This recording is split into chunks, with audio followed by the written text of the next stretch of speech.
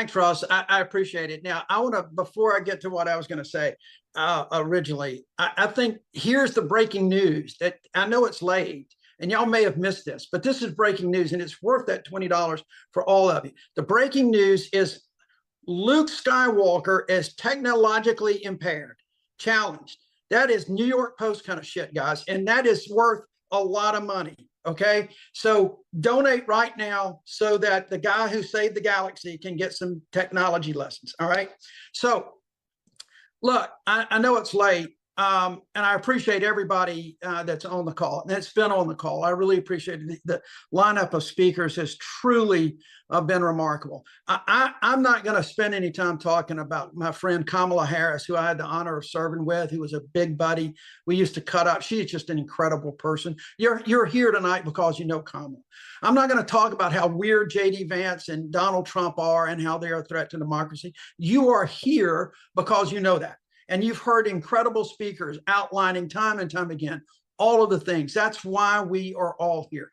I want to go back to something said earlier by Josh Gad and Mayor and Governor Walz, and that's about hope. In the last week, folks, in the last week, the enthusiasm that we have seen from one end of this country to the other is absolutely a manifestation of hope. It is truly, people are grasping on to hope. And I got to tell you, that's something I can tell you I know a little bit about, because I bet you, I'd be willing to almost guarantee that 80–90% of the people on this call, if you're interested in politics, you can remember where you were on December the 12th of 2017, when the people of Alabama, after a year of Donald Trump, sent a guy to the United States Senate who was pro-choice, who was pro-civil rights, who had stood up to the Klan to put 2 Klansmen in jail for the murder of 4 little girls in a church in 1963. It gave everybody, that was not me per se, that was people coming together to reject extremism, to come together to reject a flawed candidate who also had his problems with women. It was coming together in unity. It was coming together. And it was that hope. And I'm telling you, we still feel that. Everywhere I go, we have people talking about where they were and the hope that it gave them. There's a whole group of folks. If you're under the age of 30, the odds are you may have gotten involved in politics because of that one single election. That is what's at stake here. That's what we're seeing in this. Because let's just be candid about this. We all thought that with the election of my friend Joe Biden, I've known Joe Biden for 46 years. He's one of the most amazing individuals I've ever had the honor of knowing. And he has been such an amazing president, the kind of president I always knew he would be from the first time I met him in law school in 1979. I always knew he would be a great president. What we have seen recently, though, when he was elected, when he and Kamala were elected, and people were excited, we then had January 6th, and all of a sudden all of that euphoria was a little bit shattered. We've never seen that kind of shit before. It was unbelievable what we were watching.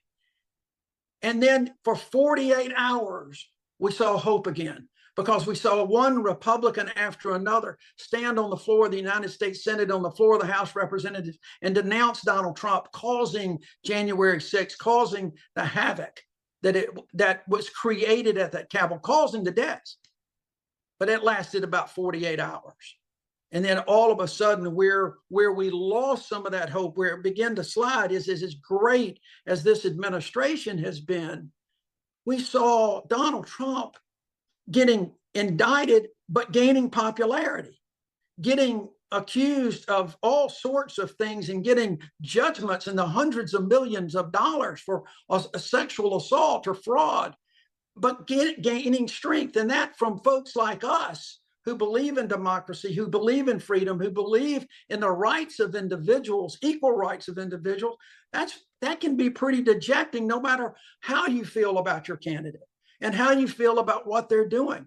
That can be pretty dejecting to see the splits in this country and the other side being so dominated by a guy who wants to be a dictator on day one.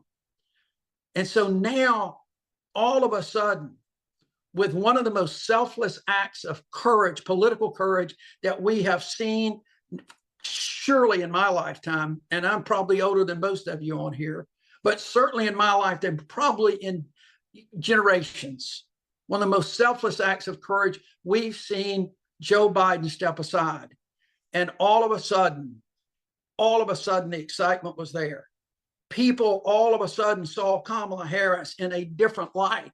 They saw her as the leader that we know she is. They saw her as a leader for the future. They saw her as the hope for the future. That's what this is about. All of this is about the hope for the future, saving democracy. We all know it's on the ballot this November. And Kamala and whoever she picks as her running mate can save that hope, just like in 2017.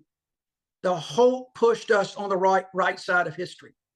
That's where we can be once again this year. But it's going to take, as Governor Walz said, not just the hope, not just the enthusiasm, but executing a plan. You got to channel that hope into action. Your money and the $3.5 million we raised tonight is just phenomenal, but there's more to do. There's got to be boots on the ground.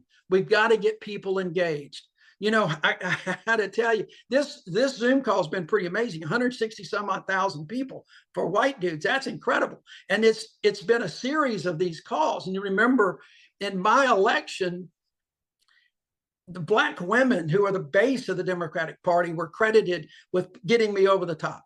I won just by 20,000 votes or so out of 1.2 million. And it was this incredible surge of support from the Black women. Well, let me tell you something, guys. They're back and they are ready to roll, but they need help and they need us. They need everybody to pitch in financially and with your time and to volunteer. Go to thewhitedudes.com, hit that button, and let's make sure that we can get more money than we've got already. And I want to say that this final thing, because I know it's late and I'm trying to stay within my time, even though very few people on the call have. That's okay. I was a senator. I'm used to that kind of crap. So today I read, I don't know if y'all read the historian Heather Cox Richardson, but if you don't, you should get her newsletter. She's really amazing. And she said something today that was, I think, just incredible, because she talked about over history of how we have in America would get kind of complacent with democracy, and things would happen and we would start to slide and things were happening and people were gaining control, but yet people would rise up and they would protect democracy and strengthen it even more. And she sees that in the moment that we are in now, particularly as it has evolved over the last week, because democracy is always a work in progress.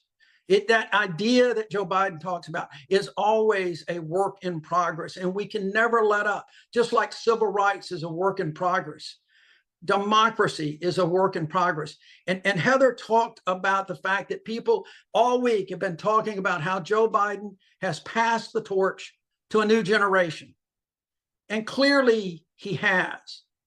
But she made the point, and I think it's a good one that we on this call all need to remember. He didn't just pass the torch to a new generation. He passed it to all of us. It is all our responsibility. We just can't wait for younger folks. We can't wait for another generation. It is our responsibility, just like it is anybody else's, of all races and religions, of all ages, of all sexes. It doesn't matter your sexual identity. It doesn't matter. It is up to us. And we've got to do everything it takes. It takes money. It takes time.